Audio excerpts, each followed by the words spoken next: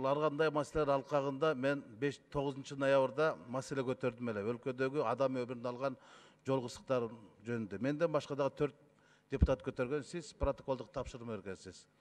Анан ал декабрдын 20-сына коюлган, өткөн жылдын 29-на бир коюлган, негиз себептер менен күн тартибинен алынып калган. Январь айында бул маселени мен сизден сураганда, сиз айттыңыз, өкмөт коопсуз шаар проектине долбооруна кол коюп, анан февралда алып келет дегенсиз. Февраль өтүп кетти. Күздө көтөрүлгөн маселе кыштан өтүп жазга жетти.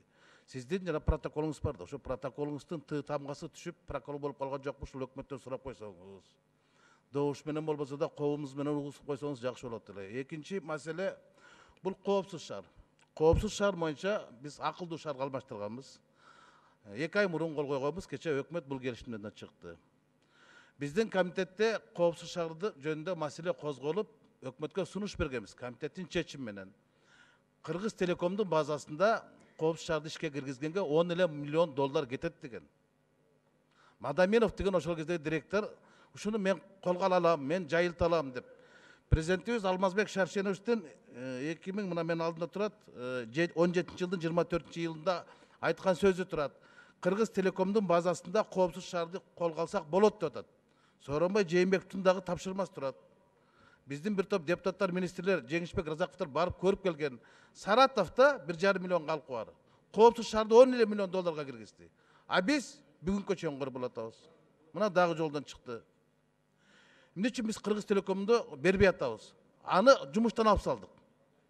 Ошондой эле маселе мамлекеттик маанидеги документтерди мамлекетте базып, улуттук валютаны, улуттук документтердин баарын чыгарам деп кен идея эместеп аткан Дастан Догоевду кызматтан кетирип, ошого каршы иштеген мамлекеттик документтердин баардыгын тендерге чыгарган Шайыкованы алып келдик. Мен буну кандай түшүнсөм болот? Ашырбек Мойдонович. Буну кандай түшүнөсүз?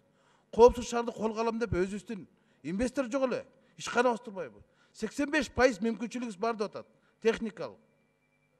Базабыз бар деп атат. Алар коопсуз шаар эмес, коопсуздуу мамлекет, өлкө курабыз деп атат. Ар бир райондун центрине коебуз деп атат. Эми алдыр эсептеп чыгыптыр, 198 Бишкек шаарында светофор бар экен. Ар бирине 6-7 камера кетет дейт. 1,5 миң камера. Ошону эле алып берсе мен киргизем деп атса, биз коопсуз шаар боюнча инвестор издеп атабыз да. Муну канчалык немес кажети бар эле. Эмне үчүн Алмазбек Шаршенович Кыргыз Телекомду, Сооронбай Шарипов Кыргыз Телекомго тапшырма берип, ошону колго алып десе, биз аны кызматтан кетирип, инвестор издеп атабыз. Мен ушуга түшүнбөйм. Ушул боюнча мага билсеңиз, анан жанагы жол кырсыктары боюнча андан бери адам өмүрүндөгү жол кырсык азайган жок да. Эмне үчүн келбей атат? Биз мына УПМди жойдук, ГУАВды кылдык. Өзгөрдүбү? Жок. Азыр милицияны полиция кылабыз, эмне өзгөрдү?